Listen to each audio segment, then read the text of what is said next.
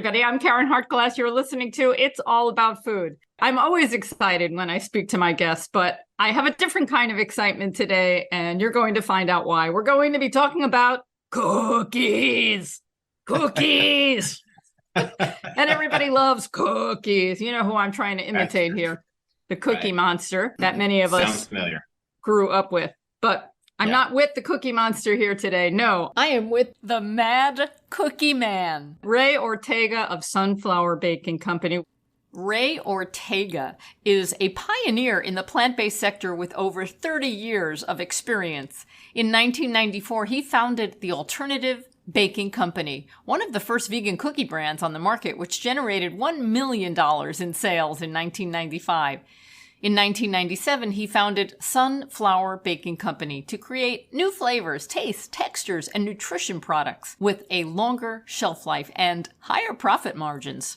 Sunflower Baking produces raw and baked and gluten-free cookies free of animal products. It also provides co-packing, product development, consulting, testing, nutrition facts, graphic design, and wrapping in small batches.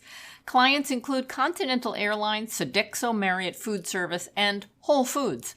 The company supports Farm Sanctuary, the American Society for Prevention of Cruelty to Animals, and In Defense of Animals. Rey owned Garden to Grill, a vegan restaurant, for 5 years. With extensive knowledge across the entire product life cycle, he is an experienced formulator within the industry, has designed 3 facilities, and has sold millions of vegan cookies, keeping eggs and dairy out of the mouths of many. Besides owning 5 plant-based brands, he has also published 2 children's books and is an expert on cannabis infusion for topical and edible products. Welcome to It's All About Food. Hello. Just Hello. My favorite, one of my favorite topics is food. So I want to hear all about your company, how you got started, what's been going on in the cookie world. But before we do, I want to say thank you. Okay. So back in 2001, I was the executive director of Earth Save International, and I was running the New York chapter. And this was, okay, you recognize my name? Yes. Now you know why. But this organization had been founded by John Robbins after he wrote the groundbreaking bestseller in 1987, Diet for a New America. And those of you who know John Robbins and Ocean Robbins, his son, you may be more familiar with him now today through the Food Revolution Network. But back then, there were chapters all over the country promoting a healthy plant-based diet. And I was running the organization at the time, and we decided to have a big festival in Manhattan. It was called the Taste of Health. Oh, yeah. And I ended up organizing it every year for 5 years, 2001 through 2006. And the first year I had this idea. I had no idea how many people would come, but I wanted to fill 2,000 goodie bags. And somebody sent me a boatload of cookies. That's what it is. That was, what year was that? Oh my gosh.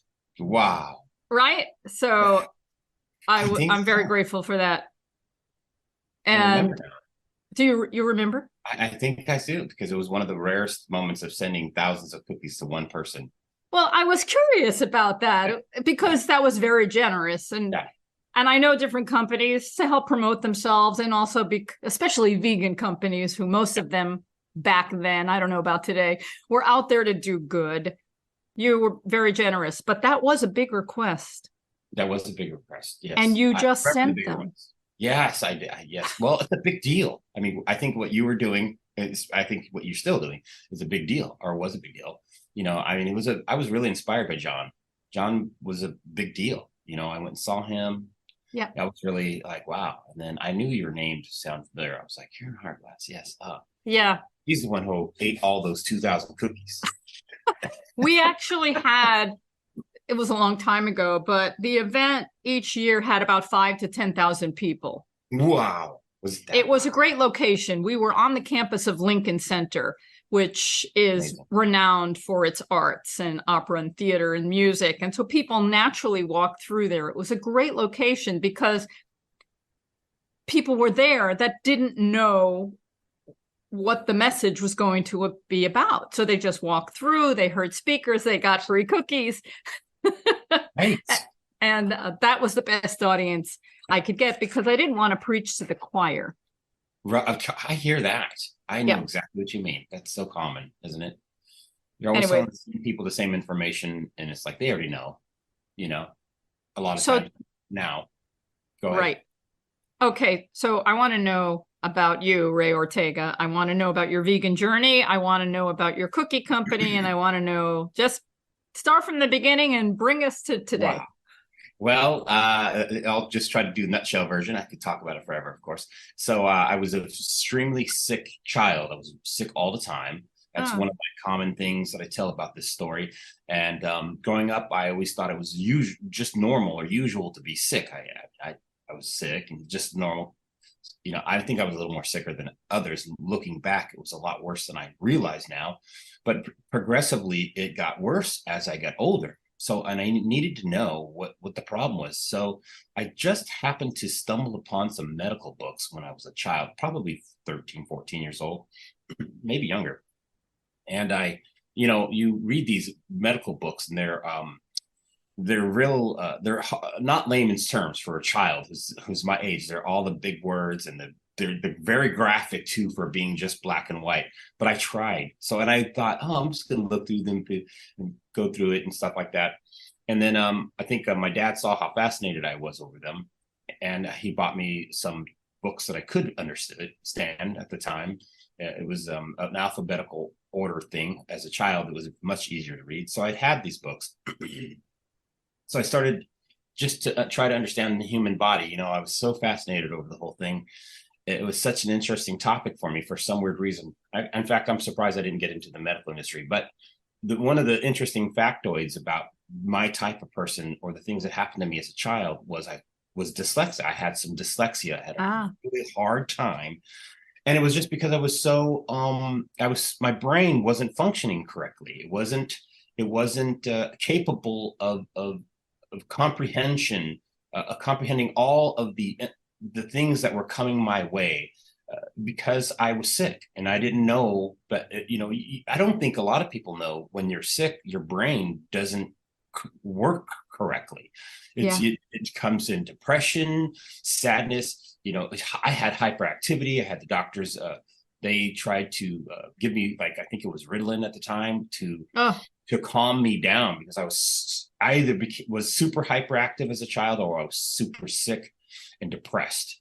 And I remember feeling very horrible and actually thinking of suicide as a kid growing up. I just wanted to get off of this earth. I thought this is no way to live. I just can't believe this. I mean, I remember having these horrible, horrible thoughts as a child. In a nutshell, also, I started hitting the books around 14 harder, because I was like, oh, something's wrong with me.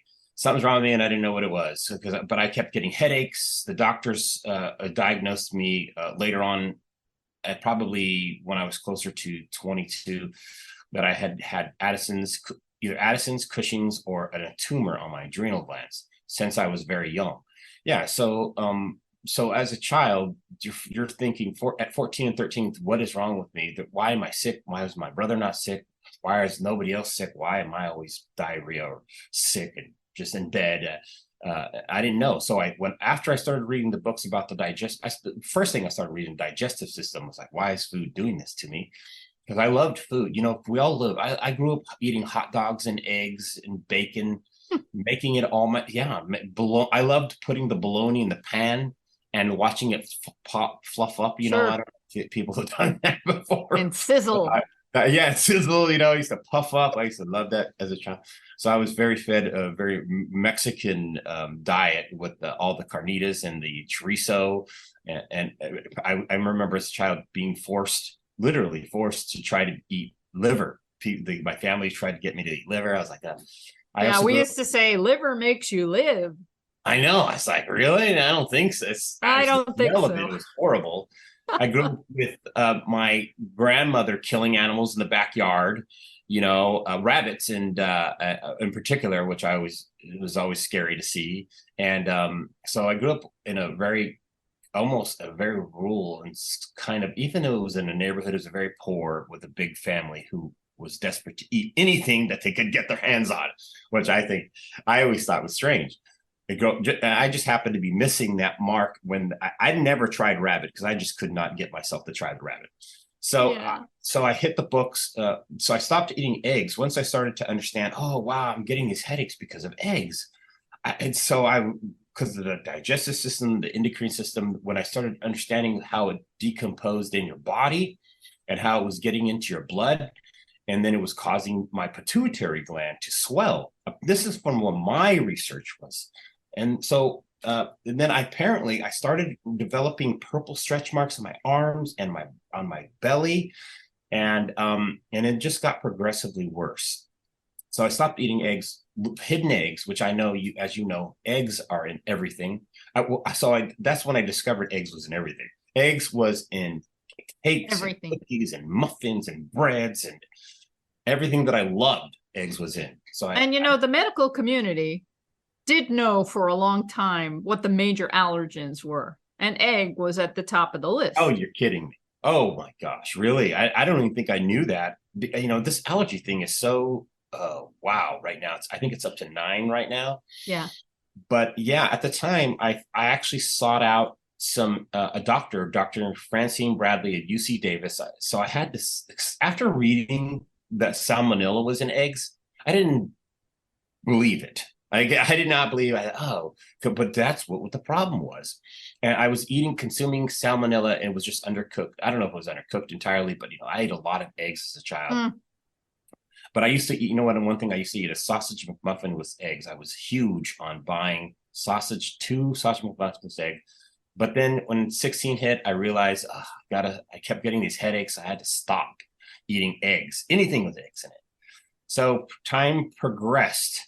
So after understanding and giving up, I'm 16. I can't have any cookies anymore. So this is where the cookie thing kind of comes into play. Like, oh my gosh, I haven't had a cookie. So as between the 16 and 18, I had to give up red meat. So chicken, I had the realization of chicken when I was eating chicken at the table one time, and I saw a vein in it. So and then I started to understand a little more of what was happening. And the funny thing is, Karen, interestingly enough, I'm being the Mexican tough guy that I was. Maybe I am still. I don't know. I was embarrassed to be vegetarian. I was embarrassed. It was embarrassing for me. It was almost like coming out of the closet because it was so unheard of for a guy like me. A macho man couldn't be a vegetarian. You had to eat meat. I was so what's the word that I was so what's the word that I want to use? It was so ingrained in me you have to eat meat. It was meat every meal. So I was 3 meals a day, meat eating, bacon eating guy. Mm-hmm. So I started to although I had some success with stop eating eggs, I come to the realization when I was about 22 that I had to just stop. So I became vegetarian for about 6 months. At that point, I was about 290 pounds, 295 pounds. I became vegetarian, didn't lift a finger, and about 60 pounds came off when I became vegetarian. I was elated with joy, and the headaches went away. Wow. I also, oddly enough, found I was scared of the dark when I was eating meat. Is that strange? I was scared of the dark.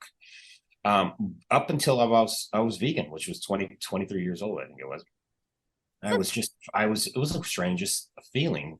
But when it went away, it all went away when I changed my diet. Did it affect your night vision somehow?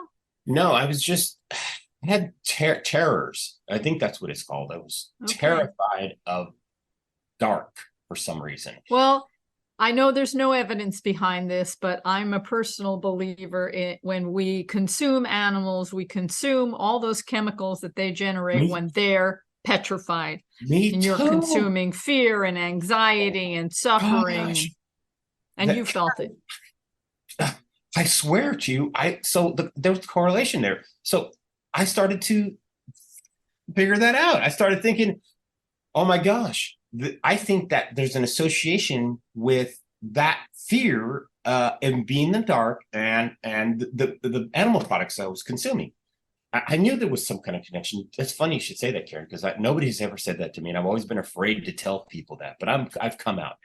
I'm Oh, afraid. good. I was afraid of the And you dark. can say anything here.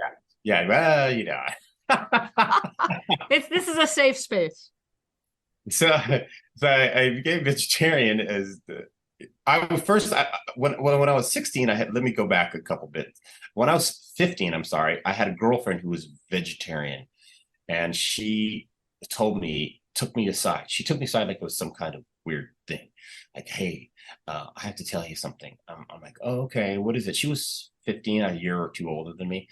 I'm vegetarian and I'm also lesbian, gay. I was like, I lost my mind, not because she was gay, because she was vegetarian. I was like, what?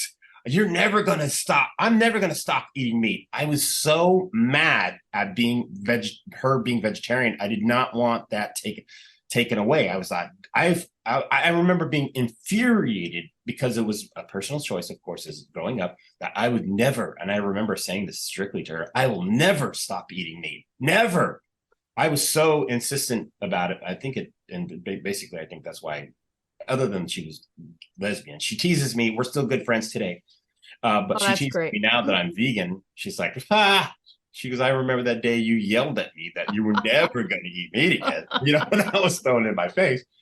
So as a vegan, as an adult, so I became vegan. I was a vegetarian. Then 9 months later, 6 to 9 months later, became vegan. And then I lost another 30 pounds. So I lost about 100, almost 95 pounds of becoming.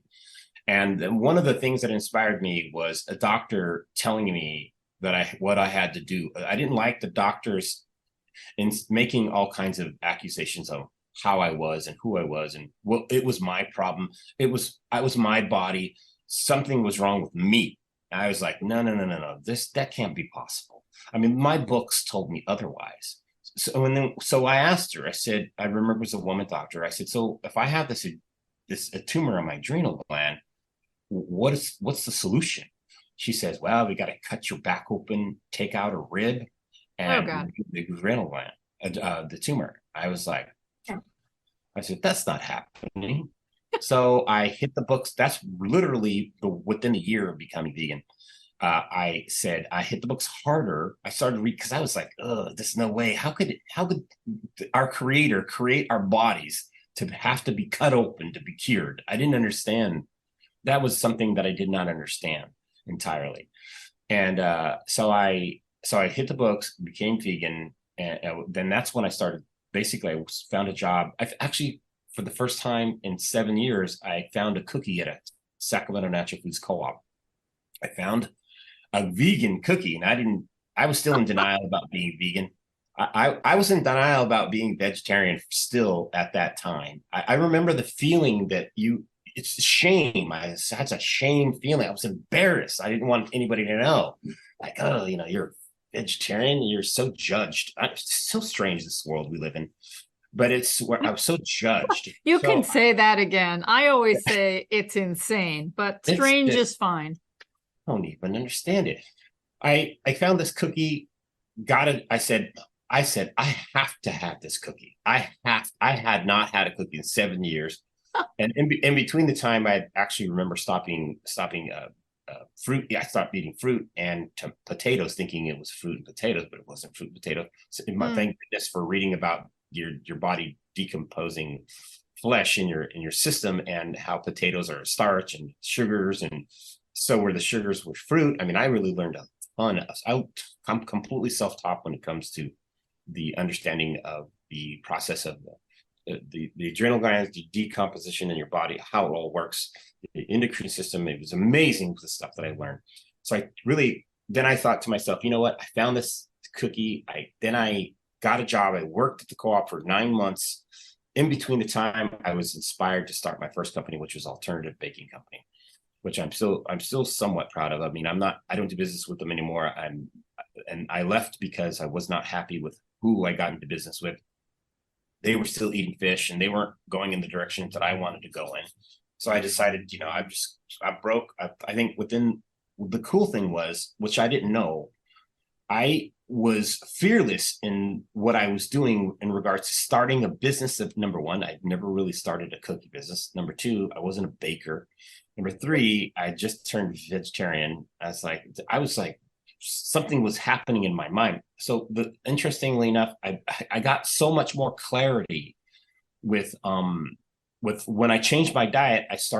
I was like, oh my gosh, I could draw, I could read clear. And most importantly, I stopped being afraid of the dark, which was one of the strangest things in the world. I've never heard anything like that. Yeah. It was the weirdest thing in the world. So, and it was just happened to be that I remember walking to the back of the house where it always was pitch black, and I never felt the fear again. As the fear went away of that. Then I started to draw. I was like, oh my gosh, I could draw. Then I had a friend who was a Mandarin Chinese, and then he was hard Mandarin Chinese. And I was like, hey, I think I'm going to try to learn a language. So I started to learn Mandarin Chinese. I was like, oh my gosh. I briefly started to learn all the basics. I was like, wow, this is weird. My brain is starting to function more, clear. I had this clarity about everything. My whole world took a totally different direction as a Mexican tough guy kind of guy. I mean, I'm about 220, but that's thanks to sugar. A lot of sugar. And I always tell people this, Karen, that you're looking at somebody who probably has never. I've had more cookies than anybody you could ever know in your life. The cookie monster doesn't have anything on me. Okay.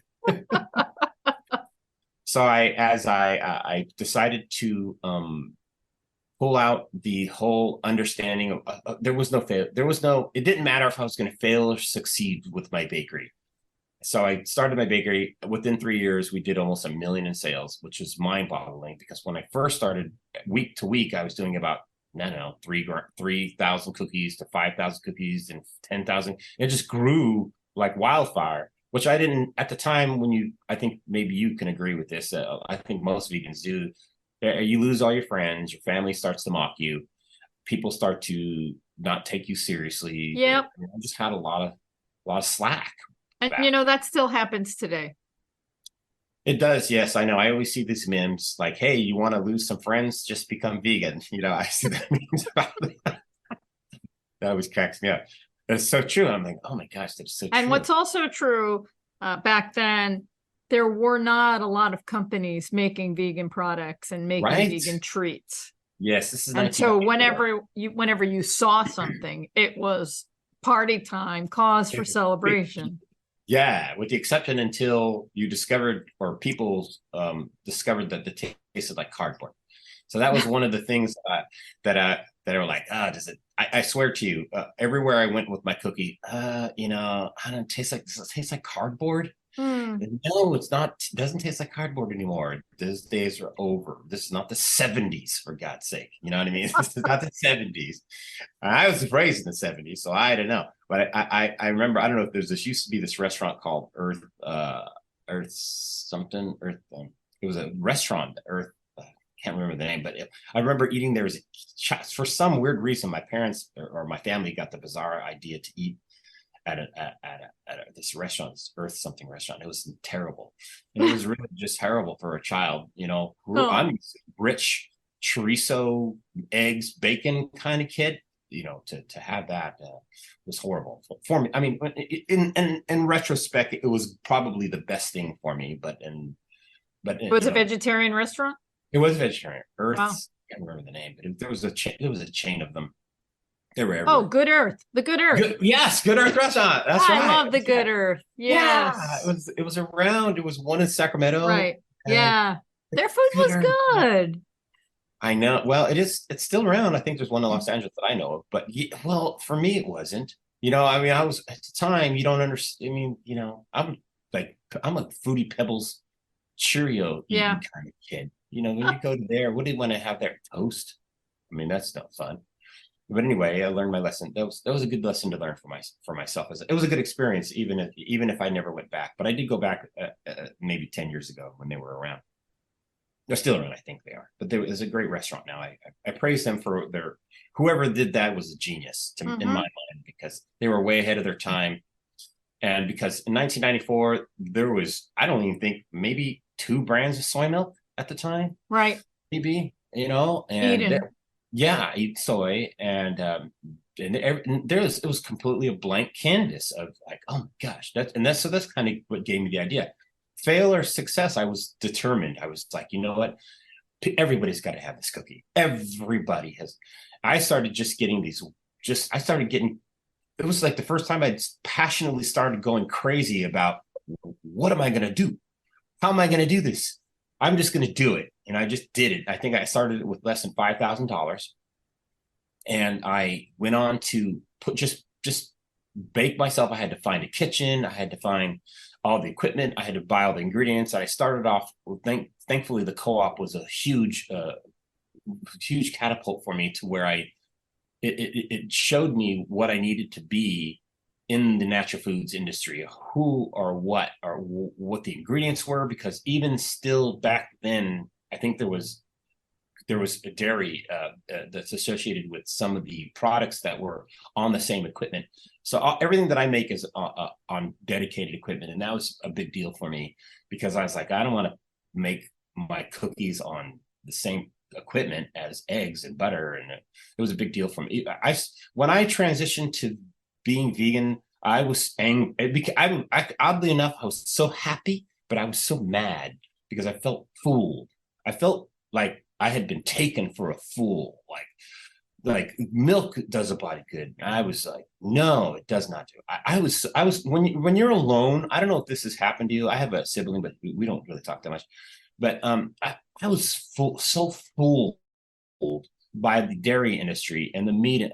It was mad. Right, that's just capitalism. So a piece of capitalism is to manipulate and to make people believe they want a product. Sometimes it's about creating a product that people want, but then on top of that, it's creating products that people don't even know they want and manipulating them to get them to buy it. That's what it's all about. The campaign, the Milk Does the Body Good campaign, was around when I was, I think, probably my teens, so to speak. But I was so, I can't even describe it. You know what the anger did for me? It made me more passionate to be what I wanted to be. I thought, I'm going to just take this anger. I'm just going to tear these guys apart. I'm going to keep the eggs and dairy out of my products 100%. And I think that even maybe the day, if not the next day or the next weekend, I literally took all my leather clothes, everything I had that was leather, including my couches, and I put them on the lawn for sale. My leather pants, not pants, my jacket, my belts, my shoes, everything that had anything to do with an animal product. That's how angry I was. I didn't really associate animal products with being tortured, the animals being tortured. Absolutely. At the time, I didn't quite understand that there was something to that. I didn't understand that what these animals went through. And so it didn't come to me until about 2 years later. I had somebody beat it in my head. Like, look at these videos. Look at these videos. Look. I'm like, I don't want to see these videos. Nobody wants to see these videos of animals being tortured. Nobody wants to see them. And so I saw them. I looked anyway, because it was okay, I got to see. But interestingly enough, it's part of my industry right now. The stuff, all the equipment that I buy, I have no choice but to see, because all the equipment that I use is actually for animal products, to make cookies, which is ironic. And so I had a lot of my determination to share what I knew and what I wanted to do with cookies. Cookies was going to be my power. I thought, this is going to be my thing. I'm going to make sure that I take everybody out of business. Save the world with cookies. Yeah, I'm going to save the world with cookies. I kind of figured, what the heck, it's going to be it's a competitive thing, but for a small business, it was all good. I thought, okay, I'm going to start this and I'm going to see where it goes. And it just it became my identity, became who I was. And my family didn't like it. It's funny is a lot of the times the ones that are closest to you can actually not be supportive. And I'd go to family functions and, I'd bring cookies, but they still think, do you want turkey? I'm like, didn't you get the memo? I'm here, but I used to cut the turkey too, by the way. I was a turkey cutter guy. Okay. Mm, And I have huge, my dad has 16 brothers and sisters. My mom has 9 brothers and sisters. wow. And so both times I'd always like, I'm the cook. I'm going to cut the turkey. I would love to cut the turkey. I was so excited to do it. So, but when I changed, it was like, are you going to cut the turkey? I'm like, are you crazy? I'm not going to cut this turkey anymore. I'm done with cooking. Don't you guys understand? Nobody understood. No. But And you were it's the an weird one. interesting point you bring up, how the family very often tends to be the least supportive. Yeah, right. Oh, Yeah. you're marked. I got a big V on my forehead for them. Yeah. Well, you're going against everything, their foundation, their history, Oh. their culture, and it's very scary. Especially when those people have the money to. I have all my family has done very well, so they're all, and it's a personal choice. And I think that's one thing that I always bring up to people is, I'm not here to change your personal choice. I'm not here to take away. I'm here to add to what's happening. I don't want to steal your dairy or meat away, but I do want you to be aware of what the causes are of the problems and the issues, the digestive system, your immune system, why you may have these back problems, why you may be overweight. Wasn't anyone impressed that you were healthier? No. No, nobody Oh. cared. Even though I lost 95 pounds, they Yeah, didn't I've seen care. that before. You're not alone. They're like, oh, okay, don't you notice my skin is better? Yeah. Everything's better. I'm not looking at you guys anymore. I would say a good part of my family was they were overweight. I was overweight. I mean, there's no doubt about it. I was huge, but it was only because I was sick. So when I figured that out, I wanted to tell the world. In fact, I remember I have this paper that I wrote when I became vegan that I wanted to call Oprah. I remember I wanted to call Oprah. I gotta tell. I knew. So what happens is, I don't know if this happened to you, but I was so excited. I wanted to tell everybody. I had to tell everybody. Everybody had to know I found the cure. That's how it was for me. I cured myself. Oh my gosh, everyone else, I've got to tell everybody. I was just so into wanting to tell everybody. That's when people get turned off. That's when I started to realize you can't go to these people and say, I got the cure. You have to try it. Yeah, They you don't sound care. like a religious fanatic. Yes. That's when you got, oh, you're like part of a cult now. Yeah. It's like, oh, that's not such a bad cult. I was eating cookies, It wasn't so bad. Yeah. So when you were figuring out how to make cookies, were there some influences for you? Did you just get in the kitchen and play? Did you have some cookbooks that Yeah, you I know I tried? had no cookbooks or anything. I was completely self-taught. So the person who I got a job, I had to work, believe it or not, it was horrible. It was 9 at night to 3 in the morning, or 6 in the morning, I think it was. And the person I had to find out, first of all, I went in and completely incognito, so to speak, or I had a mission. Nobody really knew what I was there for, but I was only there for one reason. And that was to find out how this cookie was made. Because I didn't know. You don't know. They don't teach these things in school. They don't teach you vegan baking. They don't. Mm-hmm. It's completely unknown thing. So I've had someone who was a vegan baker, and she taught me everything that I needed to know. And she wasn't commercial. I had to turn it into commercial so everything had a short shelf life, like only a couple of weeks at most. Sure. So, but then I had, the funny thing was the studying of food chemistry and the food, all the medical books and stuff like that. You come across food chemistry and what it does to your body, how it reacts and stuff. So I had to figure out on my own how to lengthen the shelf life of these things. And I didn't understand. I started to understand that food, when you make it, it has a very short shelf life only because it has animal products in it. It's mainly animal products and moisture and oxygen are what kill. Right. The combination of the chemistry of it is, and then I always tell people, and once you get in your stomach, it's still your food. Your body is basically cooking food again, and So I had to try to understand how I was going to go about this, but I did it. It just took a while. I I had to make it. I actually don't have it a year. I was trying to get it past a year, but because it doesn't mold, my cookies don't mold. Nothing. They don't go bad. They just dry out as vegan cookies. Right. So so I had to. I'm basically self-taught, with the exception of the woman who I've lost contact with her. She was a great person. I wish I had known her still. I tried to get into business with her, but she wasn't having any of it, because who's crazy enough to open up a vegan cookie company, in these 1994, it's like, Oh, right. Wow. you gotta be crazy. You're like, what are you thinking? I was shoveling them at gas stations and stores on my own. I would and people would take them. They were sort of expensive, but they were huge cookies, and people would take them. If that answers your question. Excellent. Wow. You mentioned wanting to use dedicated equipment, which doesn't have dairy and other things. And there have been some interesting reports related to chocolate. Where chocolate that's supposed to not contain dairy has dairy in it, because people use the equipment that makes dairy chocolate. And, I can understand you're a startup and you can't afford to have your own dedicated equipment. You want to get started. But for people that have allergies, that's why we see more and more all the fine print made on equipment with dairy, whatever, because it can really be, it can be really damaging to people who have big allergies.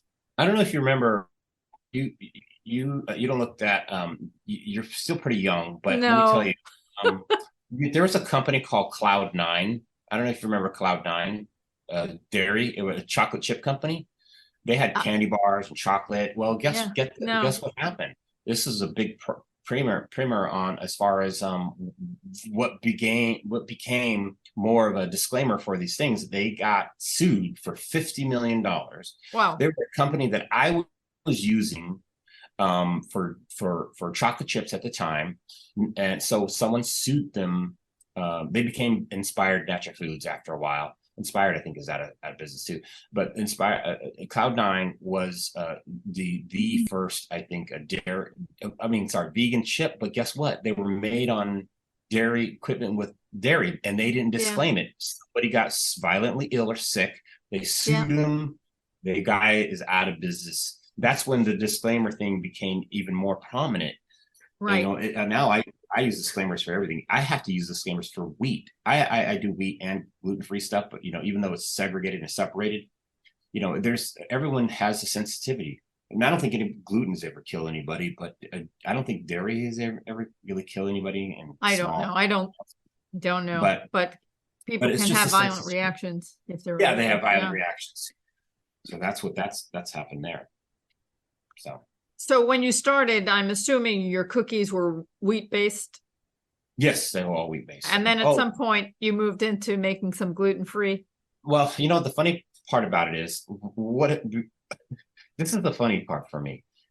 Because I ate so many cookies, Karen, I had to realize what it was doing to my digestive system. I was like, oh, this is a lot of cookies. And I remember calculating how many cookies I was eating, and I thought, you know what I need to do? Make a better cookie. I need to make a healthier cookie. I need to make it a more fiber cookie. I need to make it, because it was affecting my digestive system, between all the sugar and the wheat, and it was baking soda and salt, all that stuff. As much as I was eating, I realized that I needed to make an better cookie. And I thought, how am I going to do that? And I first started, my first gluten-free cookies were actually made with pinto bean flour. So, my first gluten-free, I was like, I'm going to, because, the only reason why is because being Mexican, I ate a lot of pinto beans. So it was a familiar taste. And I figured, it's a familiar taste. So was pinto bean flour readily available? But oddly enough, it just, I go to the Natural Products Expo. I don't know if you ever go to those natural products shows. They oddly enough, it's a company that made products for beer. For some reason, they had pinto bean. Fantastic Foods actually had Fantastic Foods. They actually had add water bean mix. And I think that I just rode the coattails off of them. Okay, so you could make like refried beans, just add water kind of thing. Yeah. Fantastic Foods. They had a whole. It was dried. It was in a pouch. You could just. And so I just happened to buy. Interesting. Mm-hmm. And the reason why I came up with it because I remember I was eating a Del Taco burrito at a National Foods place, and burrito beans, they fall everywhere. So I just happened to drop one, I guess, on somewhere on my console or something, and then the next day I came in. There's a bean, but it was hard as a rock. I was like, oh my god, this bean is hard. The beans and rice that were with it. I was like, right. So did the cookie taste good? Yeah. Oh, you know what? It took me a minute. Okay. Pinto beans are just terrible when you don't mix it with something. Sure. Plus the protein and starch. I had to understand. So I went and looked at what the protein and starch amounts were with wheat. And so I said, okay, this pinto bean tastes like poop. It doesn't taste good. Maybe I shouldn't say poop, but it just did not taste good at all. So I was like, oh, what do I got to do? So I blended it with rice flour, and that was the magic. That was the magic thing for me. I was like, oh my gosh, this is magic. I made it. I did it. Oh my gosh. And then it's evolved into, then I've met a couple of people in my life, and then they said, did you know your cookies aren't that good? I'm like, I think they're great, but I'm biased. And I said, well, maybe you're right. Plus the pinto bean industry something was happening to it. Flour wasn't becoming more readily available. It became super expensive. Then I realized, I got to change. So I changed it to oat flour. Then I had actually tried other beans. I tried navy. I tried garbanzo was the worst. There's actually a garbanzo bean mix out there. It was just terrible. Really? I just, for myself, okay. In my mind, I'm thinking, I'm trying to keep the same concept as when I first started with my alternative baking company. The flavor and the taste and the texture was, I knew what I wanted. And so when I switched, it took me a while for the oat flour cookies. That was but I knew I had tasted oat flour and other things before. And I was like, oh my gosh, this is so delicious. And I just had to find something that the human brain had a familiar taste and vibe with. So was this before the oat milk trend? By far. You were ahead of the curve. Okay. Oh yeah, years, probably 15 awesome. years. Yeah. I know, right? I thought maybe I should have got into the oat milk. Who knew? I didn't know you could do that. We can't do everything, okay? You do cookies, and that's good enough. Cookies, great. That's what I have.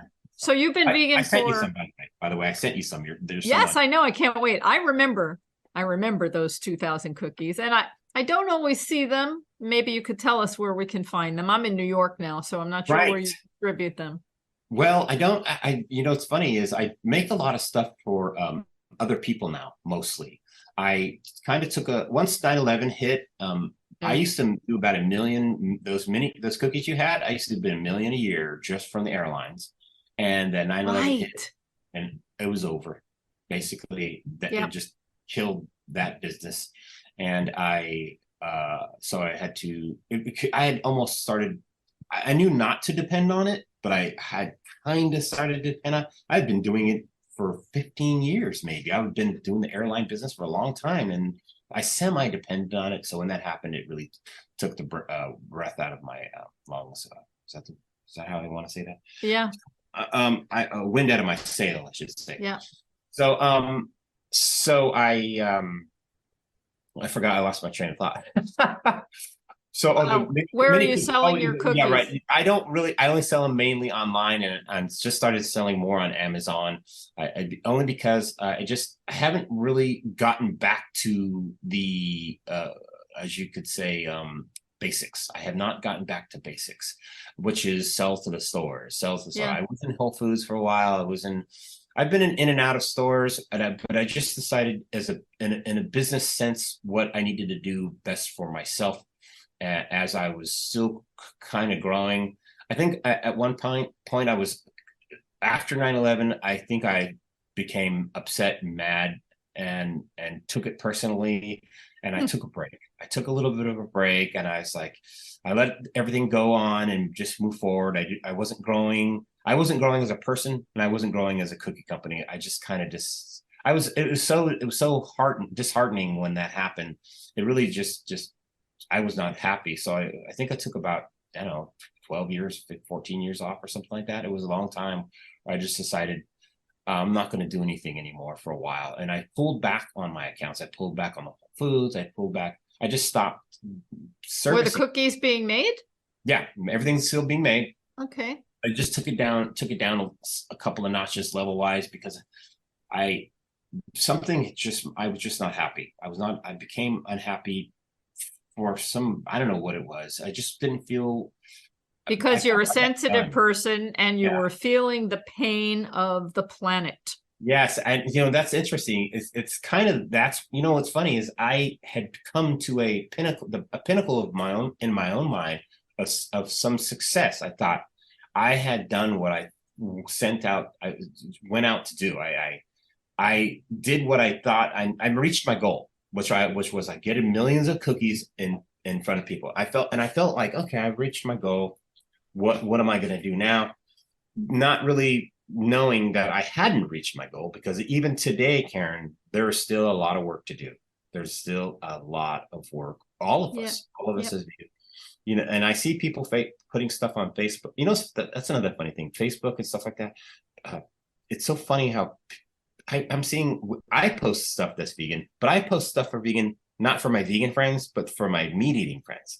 So I'm gathering all these meat eating friends, trying to indoctrinate them, so to speak.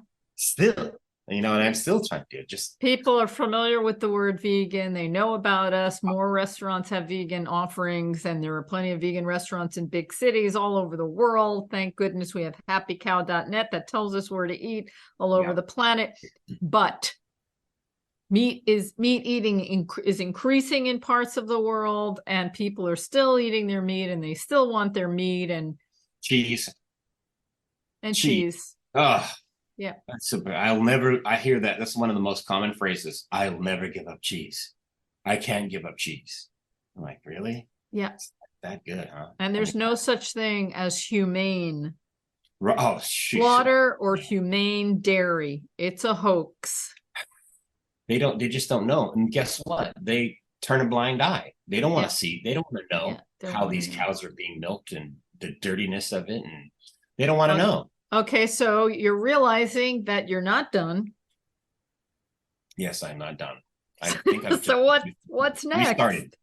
I am opening myself up to building one of the largest vegan bakeries in the United States. I've made a pitch deck and a business plan about a year ago, and I've been looking for the right investments or in people who will understand that I have so much experience on this whole situation from start to finish that I think it's time for me to either build something much larger on a bigger scale, on a grand scale, like we're talking Nabisco scale. That's really what I want.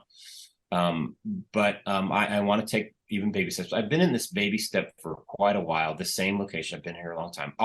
And I should mention, I don't know if sometimes I'm wary whether or not I should mention that. I got at one point 5 years ago, maybe even longer, I was so wanting to turn people vegan. I got into the cannabis vegan business too. Okay. That's fine. I guess so. And it's only because I figured, those people, which I think a cannabis user is a kind of a different mentality than, say, an alcohol user. They're just different. Sure. Everyone has different choices. I think they don't drink as much as they probably smoke more. But I figured, I need to get my vegan cookies in the cannabis industry too. So I built an entirely separate facility. I spent over $1 million. I raised about $500,000 to build this facility, and it just didn't do well. Oh. And it didn't do well. Although I'm back in it now, it's been a couple of months. The facility's up and running.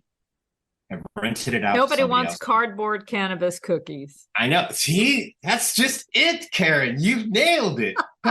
Karen, that is the problem. I'm telling you. It's like having the same problem all over again. Right. It's the funniest thing that you should say that, because it's the truth. Yeah. You have to understand, it's a totally different type of a customer. It's like, it's a customer that sure, they may know what vegan is, but they've never tried a vegan cookie. That's why I say we have a lot of work to do. Oh, yeah. They still have no, but there's a lot of people who has not tried the vegan cookie, and that's not good for me. I don't like that. Okay, so this is exciting, and I'm sure you'll make your goal, and I can't wait to see it happen. Yeah. But in the meanwhile, what do we need to do? We need to buy your cookies on Amazon, or what do we need to do? Just my website, sunflourbaking.com, FLOUR. So I always people get my name mixed up. It's FLOUR, sunflour, FLOUR baking.com. So okay, because there's a sunflower baking company also. There's a lot of them. There's a lot of sunflower, FLOWER, and there's two other sunflowers, FLOUR, but they're just they are just retail outlets. Okay. They are small locations. Well, we'll include the link on this podcast post. Yes. Okay, good. And I'm always looking to help people start a vegan business. So I started a website, startaveganbusiness.com, because I encourage people to do better than me. I dare you to try to do better than my cookie. I dare people to try to open up a vegan business. I encourage the heck out of it. So we just have a few minutes left, and I just wanted to touch on a few things that you brought up really early in the program when you talked about Ritalin for children. Oof. And you may remember we talked about John Robbins earlier in one of the chapters in his book. What was the book? Not Diet Food America, right? I'll remember it later. Reclaiming Our Health. That's I haven't seen that. Oh, really? Okay. He had a whole chapter on Ritalin, and he talked about how bad it was. And we have a whole generation or more of children that have grown up on Ritalin. And we know that for many of them, their behavior was linked to artificial colors, artificial flavorings, preservatives, just bad fast food. And that's being compounded now because, and maybe this affected you when you were eating so many wheat cookies, but our wheat is not the same as it used to be. Right. And there's a lot more glyphosate residue in our wheat and other grains that aren't organic. And this is affecting the guts of children. I was just talking to Zen Honeycutt about it a few weeks ago on this program. So, and one of the things we talked about, because you said you didn't have clarity and you had a lot of bad thoughts, and this is affecting a lot of people. And I was talking about this too a couple of shows ago. We've got a gun violence problem, with people just randomly killing. And I know that a big chunk of that is related to what they're putting in their bodies. Their food is creating or is enhancing their mental illnesses and creating bad thoughts and bad behavior. So we need some good cookies. Yeah. Take 2 of these and call me in the morning. Take 2 cookies and call me in the morning. Yeah. Now, the last thing I wanted to say is you come from a Mexican background. And I have to say that my favorite dinners are the Mexican vegan cuisine. Oh, I make my own corn tortillas, the beans, the greens, the avocado. Oh my gosh. We make some salsa and some different spicy mayos. It's my favorite. Oh, wow. How long have you been vegan for? 35 years. 35. And vegetarian longer. Wow. Yeah. Kudos to you. Thank you. I feel, gosh, I think Moby was, heard. So when you come to New York, we'll make you dinner. Oh my gosh. I'd be happy. Just bring the cookies. I'll bring the cookies. You're getting some anyway, so you probably right. Those. Yeah. Okay. Oat flour cookies. Okay, well, this was awesome. Rey Ortega, Sunflower Baking, Thank you, wonderful vegan, yummy cookies, and so much passion. And, you're smart. I'm wondering if it would have been better if you had become a doctor. Oh, I wished I had any kind of some lab, or I would have just been, people would have hated me. That's just it. People hate those doctors, because they're right. Because a lot like, Dr. McDougall, he's right. A lot of these doctors are right. But not everyone's liked. Yeah. Anyway, thank you so much for joining me. It was Karen. A pleasure to meet you and to say thank you for your generosity in donating Oh, that is so several sweet. thousand cookies years Maybe ago. 20 years later. Yes, maybe 20 years later. That's okay too. I hope I Like sent you a letter and thanked you back then, but I'm thanking you again now. But I accept your thanks. I Okay. appreciate you so much, Karen. Thank you. All right. Thank you. Take care. Okay, you too. Bye-bye. Bye. That wraps up another episode of It's All About Food. I hope you enjoyed it. Sometimes we just have to talk about cookies, and I'm glad I was able to do that today with Rey Ortega. I want to remind you that today, Tuesday, November 28th, is Giving Tuesday. I am the co-founder, along with my partner Gary DiMattei, of Responsible Eating and Living, a nonprofit organization that produces this podcast. It's all about food. And we, like so many other grassroots organizations, depend on Giving Tuesday and donations from people like you. If you enjoy this podcast, I hope you will consider contributing to Responsible Eating and Living, or REAL, as we like to call it, offering the real truth and tools for a healthy vegan lifestyle. There's a link on this podcast post page in order to direct you to where you can make a contribution. Thank you for joining me today. I'm Karen Hartglass. This has been another episode of It's All About Food, broadcast on the Progressive Radio Network. Have a delicious week, everybody.